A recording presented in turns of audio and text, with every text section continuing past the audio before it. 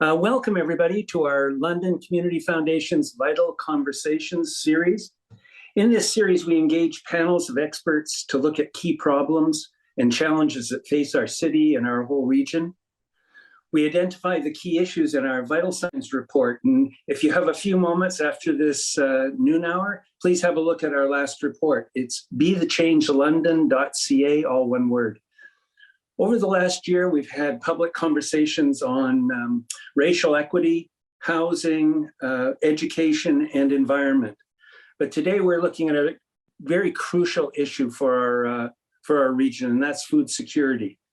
Before I introduce our amazing experts, and you're going to be astounded by the things that they're going to be able to bring to us, I want to take a minute of your time to speak to an important relationship from the London Community Foundation's point of view, and that's the relationship between ourselves and the Indigenous peoples of today and the past.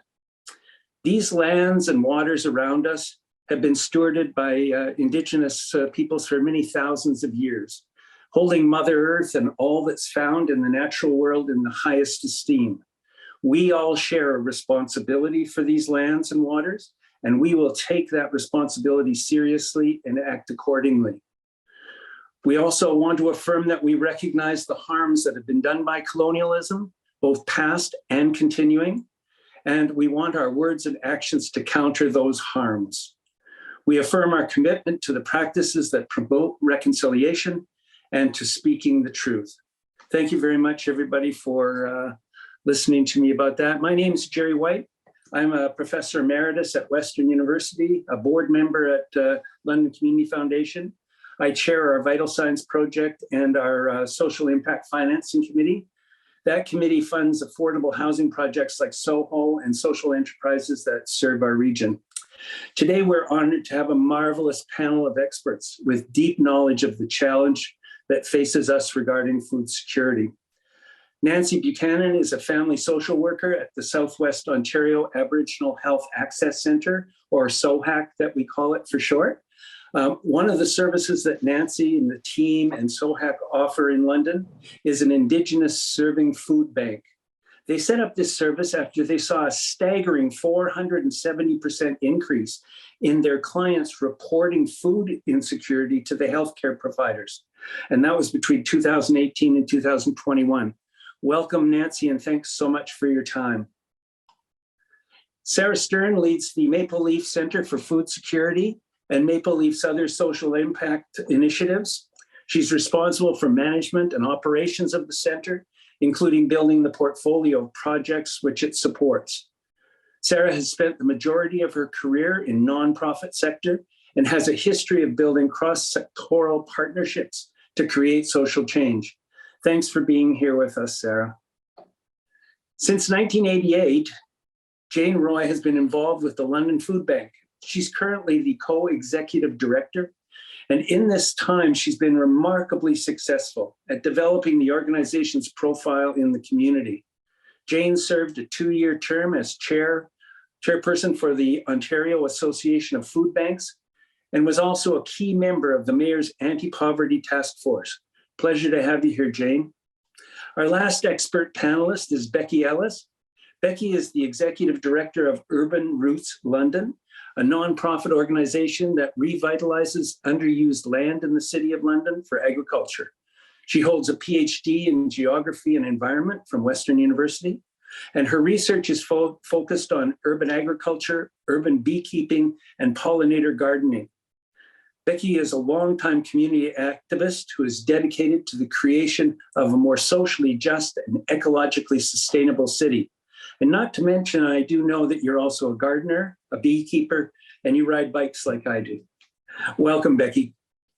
By the way, I just wanted to say that LCF is extremely proud to have been a supporter, both morally and financially, to all the organizations on our panel today. We at LCF want to say thank you, thank you, thank you for your amazing work. If we have time in our noon hour, we'll take questions from you in the audience. There's a place you can put it into the Q&A box at the bottoms of your screen. I'm sure many of you have seen the reports of year-over-year increases in London food bank usage, up 38%, I think, in the last year. Some months setting records topping 4,000 clients.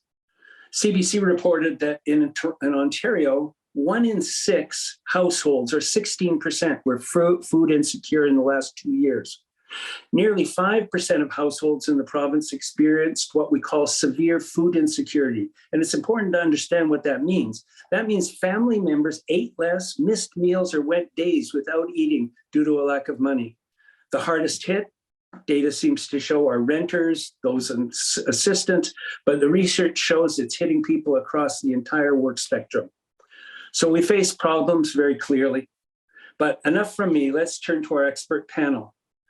My first question is general, and it's addressed to all the panelists. I guess the simplest way for me to put it is, why are we seeing these numbers?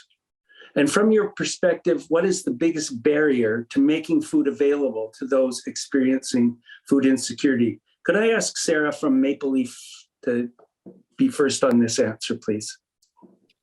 Thanks, Jerry, and thank you for inviting me to participate today. I think when you define food insecurity, you talked about it's the family's inability to pay for food.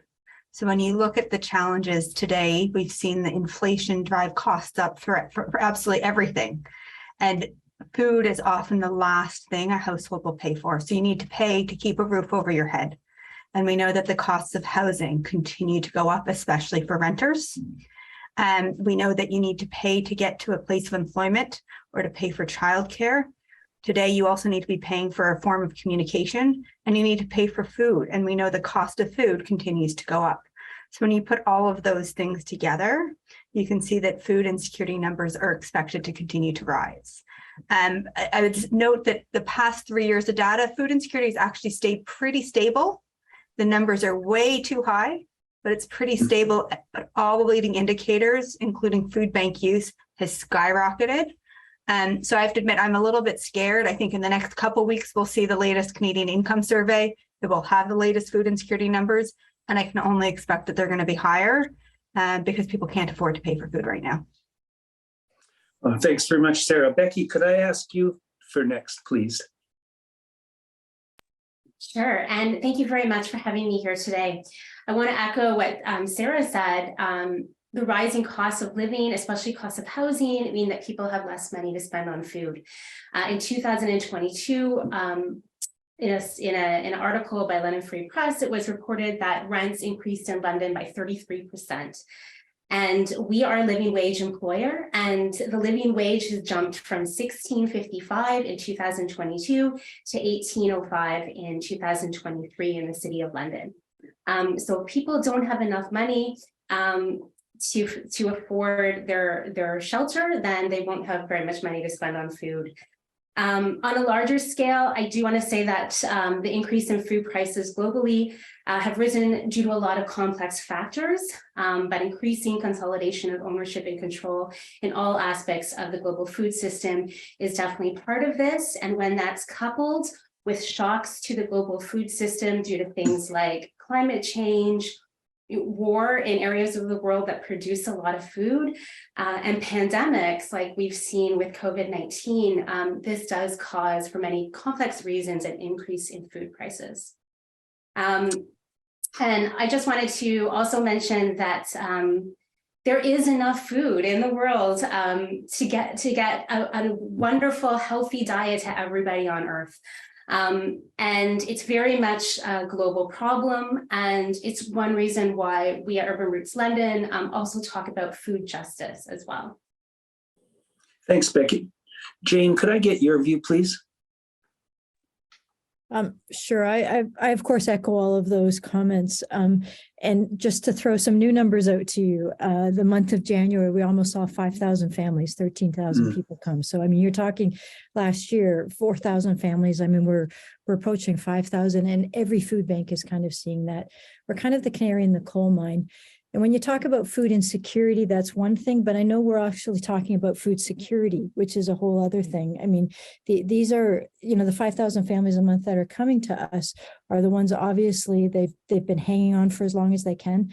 36% of the folks that are coming have never been here, never been to the food bank before, but that's only very small percentage of Londoners who are actually facing difficulty. There's a whole group that actually doesn't come to the food bank or don't access social services. So the real need to look at food security and make sure our whole community is taken care of is incredibly important. So I would for sure echo both of the ladies in terms of what's going on. It's very scary in terms of what's happening. Thanks very much. Nancy, can I get your view? And so we're going to do a whole bunch of echoing here, but building on what Jane has said, that old saying, if you build it, they will come. I think you could open 5 more, 10 more food banks, and the numbers are going to continue to increase. Not only the loss of jobs due to COVID over the last 3 years, but children staying at home, more meals to be made because the children are at home and not in school, more people working from home. So again, you're not packing that lunch, and you've got more people, accessing during the day that you did before. But inevitably, it's down to the cost of everything. I mean, $5.95 for a head of lettuce. That's crazy. It reminds me back to when the government had that, what was in the 94, I think, and they cut back on welfare, and they were talking about bartering for tuna prices. Like, it doesn't exist. You can't do that. You can't go to a cashier and say, I can't afford this, I'll give you this instead. It's not able to be done. And so when you've got the masses and the prices just keep rising, and now we've got the train wreck in Ohio. So what's that going to do to the prices with that water supply possibly tainted and so forth? It's scarier and scarier. Yeah, thanks. Can I follow up with you, Nancy? Sure. SOHAC has reported, as we mentioned before in the introduction, 470% increase in clients reporting food insecurity. What I want to explore is what are the particular issues that are facing Indigenous community members? And I'm really interested in both our neighboring First Nation communities and, as a past board member of NAMRIND, our urban Indigenous neighbors as well. Can you give us a little bit of an idea of what are the particular issues that are facing Indigenous peoples in this region? Well, again, poverty is a huge one. And I'm not going to say every Indigenous person is in poverty, but just reflective of the city's population and the levels of poverty, it goes hand in hand with those numbers. But again, we built this with your help. We built this anonymous food kitchen, or pantry. And as people find out it's here, because they trust SOHAC, because we're an Indigenous agency, and they don't feel judged when they enter, and they can select their own items, not dependent on what's available, in a bag. The food bank does a great job, don't get me wrong, but they can come in and, say what they're looking for. And then we order according to what is being demanded or requested. But with poverty, an individual shops the middle aisles of a grocery store. And so when you're stuck in the middle aisles with the processed food, the canned goods, the red dyes, and so on and so forth, over generations, you don't learn how to cook. You don't know how to use fresh produce, those items that are on the outside perimeters of a grocery store. So now we've got individuals coming in who do not know their traditional foods, do not know how to cook a rutabaga. They don't know how to do beets or, Brussels sprouts. So we can provide the healthy, but we have to go beyond and provide the techniques to allow these people to find those recipes, to go back to the traditional foods that are healthy. Diabetes is rampant in First Nations individuals. So the diet is a little different if we're going to try to navigate through and get their sugars down and so forth. So being, able to come in here without judgment, to be able to access traditional foods, pickerels, plus keeping the economy going. because we're buying our foods from the local reserves. So we have a butcher that works here in town, but he has a small butchery out on Oneida. We're accessing pickerel from Kettle Point. We've engaged a hunter who works with another butcher to be able to get venison, bison, and make sure that it is, through health standards, cleaned and dressed and properly available to us. Wild rices rather than white starchy rices. So the Indigenous population, a lot of people don't realize, but we have a higher tolerance. So if somebody had a sugar level of 27 in the general population, they may be in the hospital. First Nations individual with a number of 27 for diabetes, they may not even have a symptom. Like we do have a different genetic makeup through generations. And just being able to service the people are coming, knowing it's here. We've had people show up at our door. So-and-so told me you're giving away food.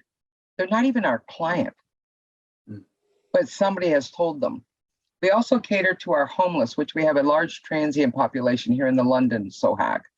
And so we've gone to Gordon Foods and we've got the canned goods that have the pop-top lids, or the individual oatmeals, or the soups from Costco that you just open a lid and microwave. And so they have that container. They don't need a can opener. We can give them the fresh oranges or the peaches that, is going to help them with their vitamins, but yet they don't have to worry about finding somewhere to cook it or have a pot or a pan. So I don't know if I got off target there. I'm going to reread your question. But basically, yeah, the more we can offer, the more the truth is coming out. Even those who are employed with their children staying at home, the rising cost of daycare, everything else has to come before food. So and people who went to the food bank once a month are now going once a week.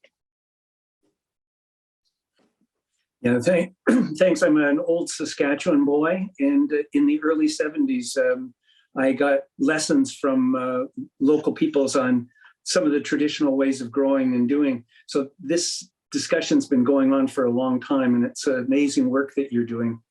Well, it's amazing when you see somebody looking at some baby spinach and they're like, how do I cook it? They're not even sure they can eat it raw. They don't know.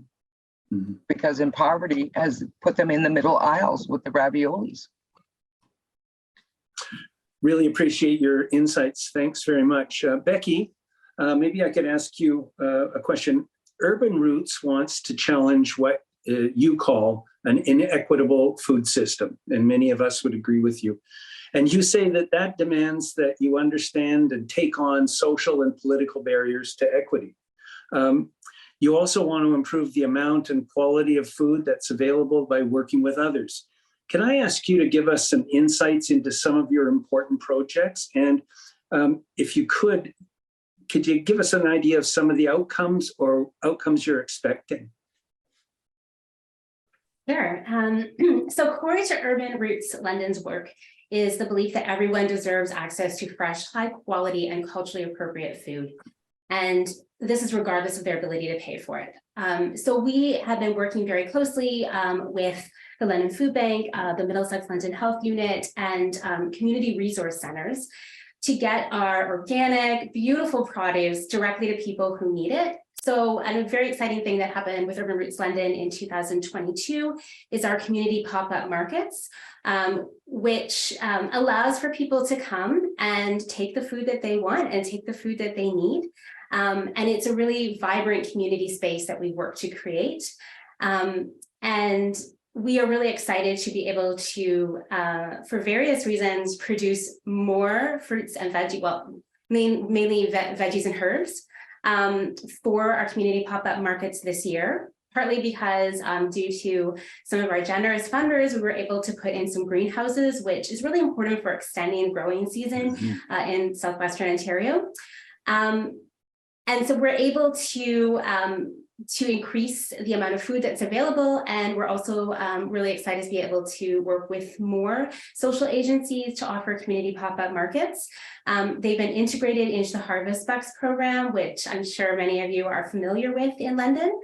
And we're really excited because they allow people to come to this market, see that, the very high quality produce. We are not bringing the, kind of wilted things or the older vegetables. We are bringing freshly picked, gorgeous vegetables to the market, and people can choose what they want, and, can take what appeals to them.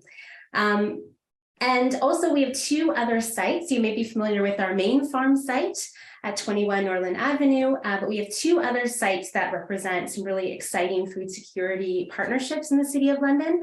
So our site at Siloam United Church, the produce that we grow there with our partners at Siloam goes directly into community food cupboards in the northeast and northwest of the city, and is also used in their community meals that they provide every week. And so we're really excited about that. That began in 2021. And then our site at Parkwood Hospital, which actually just started in 2022. So it's very visible if you're driving along Wellington Road. So hopefully more people will take a look and see it this year. It provides fresh produce directly to patients and residents. So we're very excited about that partnership as well, and excited about possibilities for expansion. I also want to say that we are very serious about farm work as being fair work. And as a small scale organic farm operation, we require human labor to grow our food. And we believe that farm work should be highly valued as skilled work and really important work, especially when we think about climate change and ecological destruction. Small scale organic farming, I think, will play a really crucial role into the future. And so we think that farm work should be safe, should be fairly compensated, and dare I say, it should be joyful work as well. We see ourselves as giving a way for people who live in urban areas who may not come from farm families, or who may not currently be able to access farms that they grew up on, because maybe they came from other places in the world. But we see ourselves as giving a way for people interested in ecological small-scale farming to learn the skills of farming, to practice it, and maybe incubate some future farmers. Thanks, fantastic insights. Thanks very much. Sarah, your organization, Maple Leaf Center for Food Security, is raising awareness and advocating for change, as well as funding projects across Canada. Can you share with us more about some of the projects that you're funding and the impact that you hope to see from that work? Thank you. So I think I'd start by saying we really recognize that for food insecurity to be reduced in Canada, and we launched with the goal that we want to see food insecurity reduced by 50% by 2030. So it's a big, bold goal. We've only been around 6 years, and in that time, food insecurity got worse. So it's sometimes a little demoralizing to look at it, but we believe that that's possible, and we all need to work together. And I think what we recognize is the projects that we fund are a great area to learn about what works and what makes the difference, and then advocate to scale different initiatives for broader reach, and advocate for income policies and other policies that will help make it easier for individuals to access food. From a project perspective, I'll talk about a few. So I think we recognize when we look at the barriers to food security and the barriers to becoming food secure, the number one is income. So how do we help people get more income in their pockets? Well, we learned that there's about $1.7 billion of federal benefits that are left on the table each year that low-income individuals aren't accessing through tax filing and applying for benefits. So we've partnered with a national organization called Prosper Canada to help people access benefits that they're entitled to. So that's either through tax filing clinics or through a benefit navigator tool. So they have a benefit wayfinder that's an online tool where people can go in, and it's catered per province, and you indicate where you are, and it'll ask you a bunch of questions and help identify benefits that you might be entitled to. Now, we recognize that there continue to be barriers. It is not an easy system to navigate, and that people need supports in many cases to help get through that system. But our number one thought was, if all that money is sitting there and people are entitled to it, if we can get it into the hands of individuals, that'll make it easier for them to purchase food. So we've been working with Prosper for about 1.5 years on that project so far. And in that, we are doing a measurement of how much money people are able to access and what impact does that have on reducing food insecurity. So we do ask a set of questions around that to try to understand what that gap is for individuals. So that's one, around getting money in people's pockets. Two, we heard a few years ago about a harvesting project that took place in Clyde River, Nunavut. And they said, okay, we have been harvesting on the land for time immemorial, and we know that there's good food that we want to bring into our communities, and it was a culturally relevant program. But the way that accessing food from the land has shifted over time. So it actually costs a lot of money to go out on the land. You need a snowmobile, you need to pay for fuel.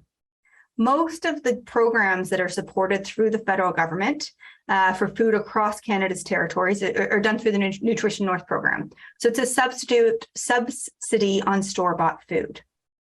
They have started providing funds for harvester programs, but from what we were told, it's mostly like weekend money. So you go out for a weekend, go out on the land. But the problem with over time with climate change, if you're not out on the land all the time, it no longer becomes safe to get around. With moving ice patterns, you need to be very well aware of where food is and how you can get there safely. So they did a pilot where they said, we are going to hire a hunter harvester and pay them the salary of a teacher. We're going to hire them full time. Their job is to go out on the land, and we're going to track the value of the meat protein that they bring back into the community. So in this pilot with a sample size of 1 in Clyde River, Nunavut, they calculated over kind of a 10-month period, the individual brought back kind of 2/3 of what they earned in the value of meat that was distributed in the community. They said, well, this has some potential. So that program is now being scaled up and is working with, I think, 40 different hunter harvesters across the territories. And part of the program is around knowledge translation. So bringing youth out on the land, bringing food back to the community, continuing to calculate the value of the protein brought into the community, but also looking at the other community benefits of a program like this. We're funding the evaluation of this program. And we do this with an eye towards saying, okay, is this a good way to bring food into communities? Is it the food that communities want? And if so, how do we take this robust evidence base that we expect to have and then take that to the government to advocate for change, to shift the way some of those funds are spent? So we're kind of looking within that project, how do we develop an evidence base and then be able to go to the government to replicate and scale it? And the third program that I'll tell you about is one that I keep getting excited about because I keep learning more and more about it. It's around food prescriptions. And I think I heard someone mention this idea of providing food through the healthcare system. And what we are seeing is across Canada, there are a variety of different programs that are giving individuals money or credit to purchase food. This looks different depending where you are and depending who the key funder is. Sometimes it is tied to a medical professional through a community health center or doctor. In other cases, it's through a community organization where individuals have identified that they don't have the funds to pay for food, and they are given some sort of credit where they are able to go purchase food. In many cases, they are purchasing food at community markets, building community connections, and helping to advocate for change for themselves over time. What we're seeing south of the border in the US is that these programs have tremendous scale. People are tapping into mainstream retail so that they don't necessarily have to go to a community market just to purchase produce. They're able to go to any community retailer that exists and buy all of their needs, but have the credit for for fresh produce. So you're seeing positive health outcomes in that as well. So we're really interested to see what is going on in this space across Canada, how we can share that knowledge and build more change across the place. And I think the final thing I would just note on from a funding perspective is the center is also funding research. So we've touched a lot today around income and food insecurity.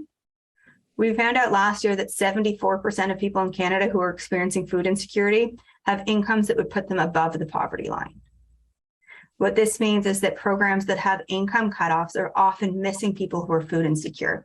So we're trying to dig in to learn more about that. And we're working with Food Banks Canada on the creation of a material deprivation index. So to understand what it is that people are missing out on, what it is that everyone should have access to that they're not able to based on the current measures that we have.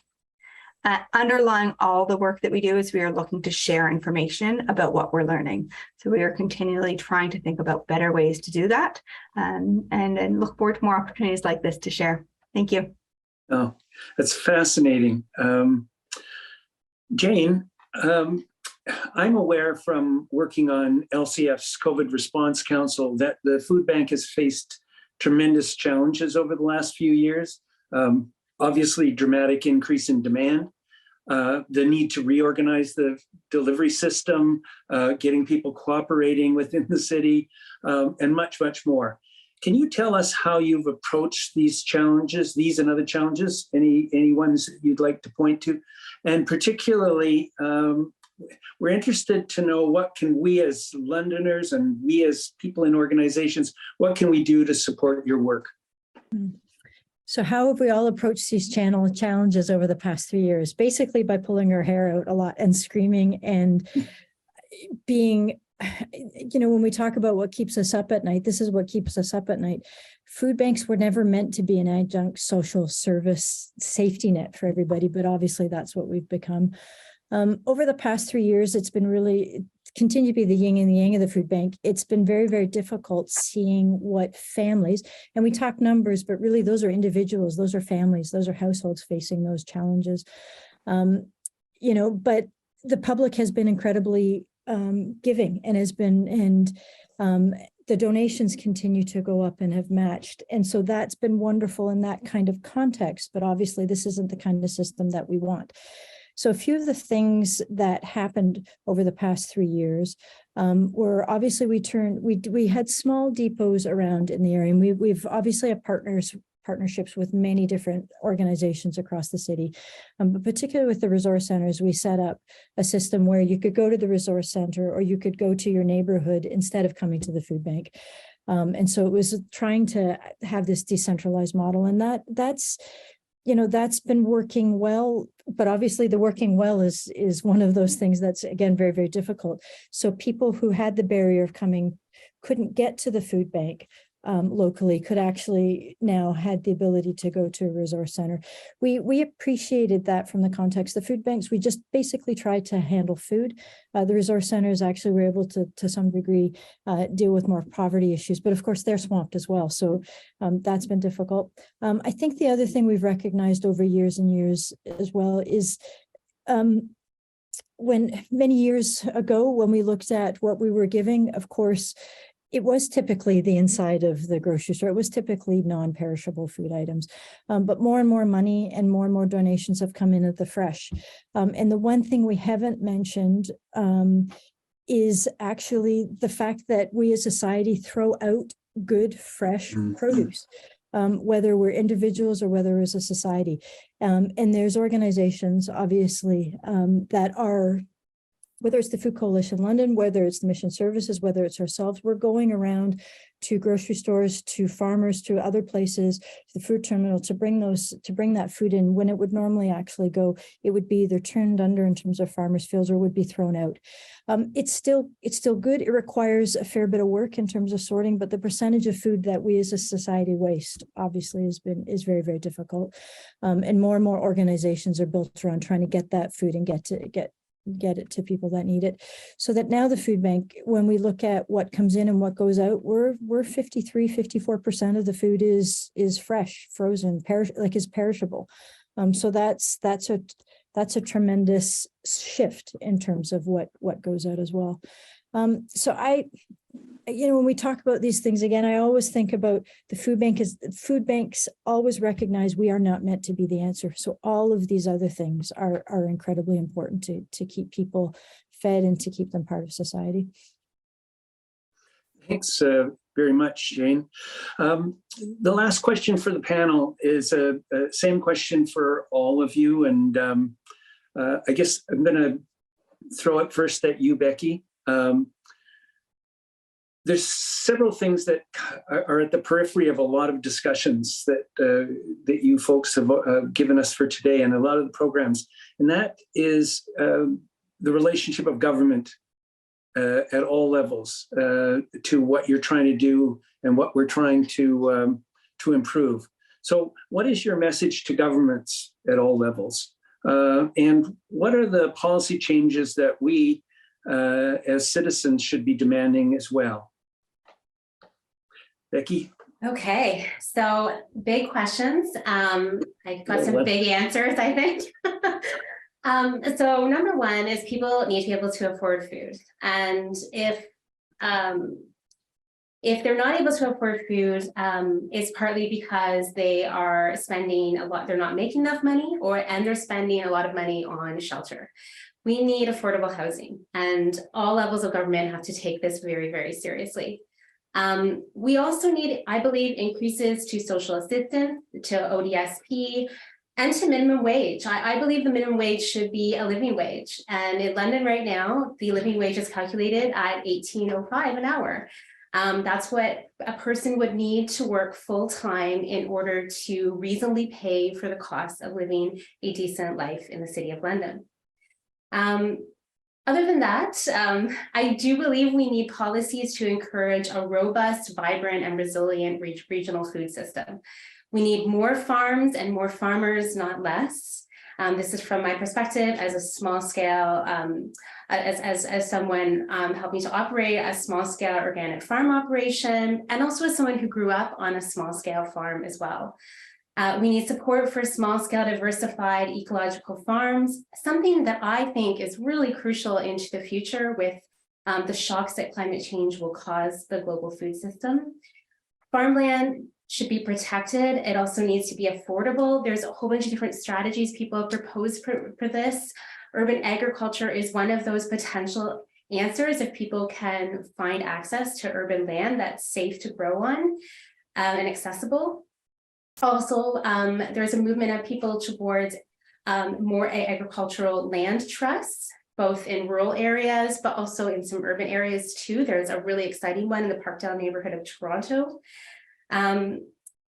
We need the ability to create smaller farms. There's a lot of municipal bylaws against this, against splitting farmland into smaller parcels, but for growing vegetables and herbs, small farms are a great way to do this, and a great way to do this in an ecological scale.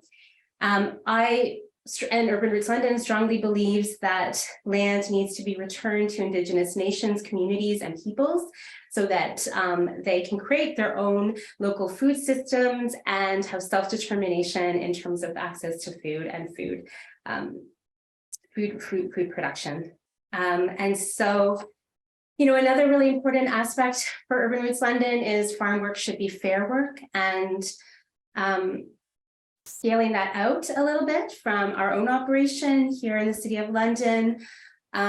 I very strongly support increased rights for migrant farm workers to have safe, fairly compensated work, to have good living conditions, and to have secure residency when they're here doing work, really essential work that we need as people who eat in Canada.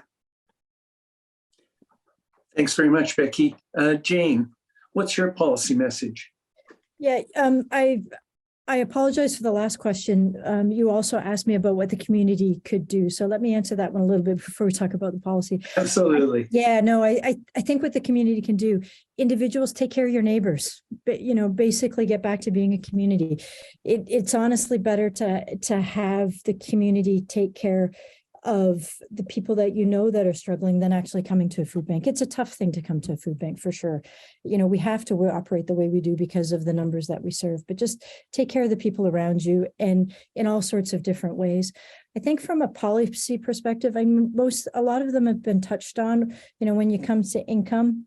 You know, when it comes to housing, obviously housing, the reason people come to us is because housing costs are so high. So even something simple like, you know, limiting the amount that when there's a changeover in ownership in terms of landlords, you know, there's an incentive to actually get people out of their homes and raise the rent, particularly even reintroducing some measures there that would assist. When it comes to things like obviously income, there's a number of things there. You know, even the align the definition of a spouse with the Family Law Act. Some simple things like that. People aren't able to access some benefits just due to definitions. You know, RSPs are considered assets, and so those are taken into account. So there's a number of different things that people they have to how should I say, they have to access and they're not able to save themselves. And that actually hurts them in the long term. So I think there's people smarter than we are advocating for a lot of those things. But we definitely know that we need people not to come to the food bank. And that involves obviously their income, what's coming in, and that definitely involves what they're spending with regards to their living circumstances. Thanks, Jane. Nancy, are there particular policy measures that you would like to put on the table?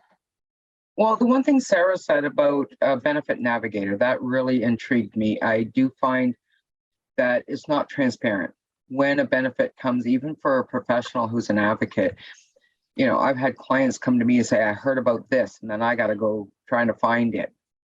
And so just allowing people to know what benefits are allowed in a more transparent, you know, put it on boards, put it on, you know, TV, put it out there so that people know. The one that's coming to mind right now is the one-time housing benefit. I mean, I saw it, and every single client I told it to had no idea that was available. And that's $500. That is tax-free, non-reportable. That's a grocery trip. You know, so and have those benefits where they're not reportable if you're on a fixed income, so that somebody who's on ODSP doesn't have to worry, well, it's just going to come off my next check, so why bother applying? Because then that money sits there with the government. And as we know with agencies, if you don't use it, you lose it. So if the government doesn't use it, they think it's not needed. And then they kibosh that program, kind of a thing. So transparency, let us know. Either let people on ODSP know through the ODSP office, OW office, send out pamphlets, or at least let agencies know so we can advocate and help our clients access what they deserve. Thanks, Nancy. Sarah, can I ask for your ideas on what policy changes we should be demanding? Yeah, thank you. So I'd say we've been around 6 years and have primarily focused at a federal level. And I think our number one push is that this government needs to set a target to reduce food insecurity. If you set a target, it promotes cross-departmental working groups. It has people working together, and it trickles down. Right now, we have a food policy for Canada that talks about ensuring food for everyone in Canada. And we have a poverty reduction strategy. And our poverty reduction strategy has a target to reduce poverty by 50%, and we're making good progress. But when you look at that dashboard, there's a reporting dashboard with that, food insecurity is going in the wrong direction. So it's an indicator, but not an outcome. So we really think we need a target to reduce food insecurity to align action. Food insecurity crosses everything. So we've talked a bit about housing. When we look at the housing programs and policies, should we be able to measure, is that helping to reduce food insecurity? It hits agriculture, it hits Employment Social Development Canada, it hits Indigenous Services Canada. We need all of these groups working together. And I think the other thing that's quite current is the creation of the Canada Disability Benefit. 50% of people in Canada who are food insecure above the age of 15 have a disability. The Canada Disability Benefit could be something that helps change that. So if it is created as a way that it tops up the provincial benefits, that it brings people not just above the poverty line, but to a position where they can be food secure, could be a great next step. It's something that there's momentum on, and something that's quite easy to let your elected official know that you think that it is important. I don't think we'll see it in the budget next week, but now is the time to start pushing for it for the 2024 budget. Thanks very much.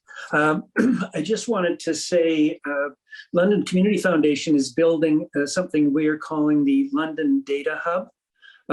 We've got some 78 organizations in the city and region that are contributing data and research to it. And we're creating some markers where you can see trends and tendencies. And so we'll be taking your suggestions from today and incorporating them into the Data Hub. And we'll also, with all our mailing lists and audience that comes to these talks, we have you a way of getting back to you. We'll give you that address when that opens up. And I think it'll be a tool for organizations to use to advocate for policy change, and a way of informing people about what's working and what's not working. So thank you very much for your proposals there. We do have a few minutes. to take questions from the audience. Could I ask my communications comrade Matt Brewer to take care of that operation, please, if there's any questions on the floor? Yeah, so we don't actually have any questions in at the minute, so maybe we'll hang around for a couple of minutes just to see if give people a chance to drop any questions in. So we have got one in from Susan. Does anyone have any thoughts on social prescribing with regards to meal sharing or community cooking, or healthcare workers screening for food insecurity at the time of discharge from hospital? I'm happy to jump in on that. I think social prescribing has a lot of potential right now. I think the idea of we know that only about a quarter of people who are food insecure find their way to a food bank for a variety of reasons. But we also know that people who are experiencing food insecurity have high rates of healthcare use. They have more healthcare issues. So if we started to screen people for food insecurity at the time of checkout or during regular healthcare appointments, it's a way to reach a lot more people and connect them to areas where they can get further support. So whether that's a food prescription, whether that's a referral to say, did you know that there is a food bank that you could go to, something that someone may not have done before to help them get there, whether it's a community meal where they can meet others and pool resources, all of these are things that could help build connections and perhaps help people who currently are not tapping into the social supports that are out there while we wait for policy change. Thank you. I got an email here. We're seeing an ever greater centralization and monopolization in growing with the size of farms, transportation, and the selling and distribution of food. Is this a great risk to us? Is this something that should be managed and something that should be dealt with? I do think that it is a risk to the global food system all around the world. I sometimes teach and write more globally about the food system, and it's definitely also causing extreme problems for people in the global south, where there are many small-scale farmers and people who rely on farm work for their livelihoods. I do think we need, as executive director of a small-scale urban farming operation, I do think we need more farms, more farmers, not less. I think we need farms that are small scale and are diverse in terms of what they're growing, but also who the farmers are as well. And we need more farms that are ecologically minded. I think this type of farming can play a really crucial role in the future when we know that climate change is going to cause serious problems to the global food system.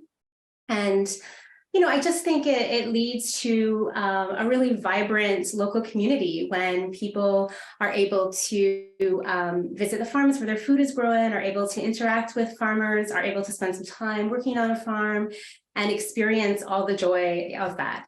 So I do think it is really important to have a diversity of types of farms, a diversity of sizes of farms, and a diversity of who farmers are. And we know that in Canada, farmers are older. The farmers who own farm operations, not necessarily the workers, but the farmers tend to be white and overwhelmingly men. And even the women are involved often, especially for family farms. And we want this to change. And we see that smaller farms like Urban Roots London and other smaller farms that happen, exist, all around the country, can help to incubate new farmers who are more diverse and also interested in practicing diverse methods of farming. Is there any other comments on that question? We've got a few more questions come in. So, question from John. It seems to me that there are often siloed discussions on food security, housing affordability and transportation. But for an individual, these things are all related together and sort of tied to one another. Do you have any thoughts on how we can bring these discussions together and more strongly in our community and tackle this all as one bigger problem, perhaps? I guess, can I answer? I guess I'll answer that question. Definitely. And part of it is when we exist in our silos, it's because it's where we work and we spend our days. But there do exist a lot of networks on all of these different things. So from a poverty perspective, you know, the Children and Youth Network, all of the agencies to get together and sit at different tables. London Community Foundation has had tables. United Way has had tables. I think from a food perspective, there's the Middlesex London Food Policy Council. That, you know, is just finishing up a food assessment, and there, that's the whole field to fork kind of thing. And food, what tends to happen is that food insecurity takes over everything. When really we should be talking about food security, which is for all of us. So they're actually trying to bridge that gap, and they're having consultations, and there's some other assessments, and I think there's another community consultation coming up shortly. But I think these tables exist. Part of it is as we talk. Some of us have been around for a long time, and occasionally we go, oh man, this is the same conversation we had 40 years ago. And I'm sorry, I got to go to bed. Or, but we still need to keep talking. We still need to keep in the room, and we will get there. It's important. And there's a lot of different things happening. And in the end, policy change happens at the governmental level, whether it's legislation or whether it's the bureaucracy in terms of following through. So I think we consistently need to come together and decide what those priorities are in terms of policy, and continue to engage at all three levels of government for sure. Thank you. Matt, did you have any other questions thrown your way? Yeah, it's a couple more. I'm gonna, they're a bit similar, so hopefully we'll try and combine them into one. So is there anything like a plan to increase the number of small scale farms and gardens in Canada? Like, do we know how much extra acreage we need there? And is there any sort of innovation that you see as being impactful to help that? I guess I'll answer that one. Unfortunately, things are kind of moving in the opposite direction. There are, all across Canada, smaller farms are being kind of pushed aside, and bigger farms are arising. And that continues to be a trend. It's been a trend for decades now, continues to be a trend. There are some areas in Canada where there are still quite a lot of small farms, for example, out east, more so than Ontario, but they are seeing pressures there as well. I think a few things, and what I also want to say is it wouldn't need to increase acreage. There's enough acreage as farmland. We need to protect that farmland from being turned into suburban land. There's lots of ways to do that. But what I see is some hopeful things developing, but in a very grassroots way, not in terms of government, is this move towards agricultural land trusts. That is something that is developing. Land trusts are something that have protected conservation land for a while now, and has been a strategy to protect conservation land. And there are people now pushing towards that to protect agricultural land as well. And I do see urban agriculture as a really important development as well. I mean, urban agriculture has always been in cities since humans created cities. But I think some North American cities kind of excluded it in various ways, or attempted to. And there has been this movement, it's been ongoing for a couple of decades, to have more land available for urban agriculture and for community gardening. The City of London put together an urban agriculture strategy. It was a very good plan. And there are some changes that need to be made, but in terms of bylaws, but I see that as a guiding plan that is extremely positive. And I think city staff are very serious about trying to support urban agriculture. And so I'd like to work with them to continue that. Thanks, Becky. Given that we're almost at the end of our day, I'm going to turn the tables one more time and say, do any of our expert panelists have any last minute comments that you would like to make. Going back to the question about, checking in with clients before they discharge from hospital and stuff, I'd like to say that here at SOHAC, we are a health access center. So we have our doctors and nurse practitioners. We're also a no wrong door. So that is one question that is always asked. So our primary care, they get that first initial, how's everything? Is there anything we can help you with?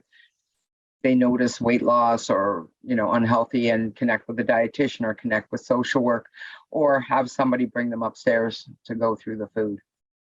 So that is one thing that we are really on top of, and I'm glad we are. And then when our clients, and I hate to make it sound silo, but our clients, if they go to the hospital and there's a discharge plan, that again is shared with social work at the hospital and so on and so forth. I'd like to see where there was a way that our Indigenous perspective could marry on with some other agencies, or to make this just in a broad across the board practice, because it doesn't matter if you're Indigenous or if you're a new immigrant or anything, you're still a human being who need to have basic supports in place. Thank you. Any last minute comments? Yeah, Jane, Jerry. or Seth? Thanks, Jerry. I would just add, I think, Jane, you talked about what people can do in the community and to help each other. And I think I'd echo that. I think if you have the means, donate to the charities in your community that are making a difference for people. But also reach out to your elected official. Reach out to your city councillor, reach out to your MPP, and reach out to your MP. Because if they don't hear from you, if they don't hear from others in your community, that message doesn't carry forward. And when I've had the opportunity to talk to MPs and talk to elected officials, they say my constituents don't talk about these issues. So if you are concerned about food insecurity, make sure that they hear from you, and it does make a difference. Even if you get an automated response or no response, the more people that reach out, the harder we are to ignore. Thank you. Thanks. Yeah, and I just want to very quickly say that right now the City of London is working on their strategic plan for 2023 to 2027. This is a great time to write to your city councillor and tell them that you're worried about food security in the City of London. Great opportunity, and they are right now in the middle of devising what will be the strategic plan that will guide City Council for the next 4 years. I'd like to take a minute now again to our panelists. Thank you all for helping us understand this problem. And even more importantly, thanks for helping us understand what we might do about it, because a lot of things that you talked about today weren't complaints about this going wrong. They were, here's how we can do it better. And I think that's the kind of vision that we at the foundation are really interested in promoting, that social, political, economic engagement to make our community and region a much more belonging and better place to live. Thank you for your time and sharing your expertise. Thanks also to Matt Brewer, Communications, who's been in the background making this function, and Vanessa Delishny, my co-pilot on Vital Signs and Director of Communications. Thank you very much for all the work you're doing in behind the scenes. And I'd like to thank the audience for taking your noon hour, taking time to come, taking time to listen and understand. And if I could ask you to do one more big thing, why don't you take what you liked about this, the ideas that you liked, and go and tell your friends about them.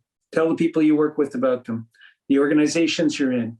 That would be one of the greatest things that could come out of a meeting like this. So on behalf of everybody, thank you so much to everyone for attending and working together. And we'll see you at the next Vital Conversation. Bye-bye. Bye, thank you.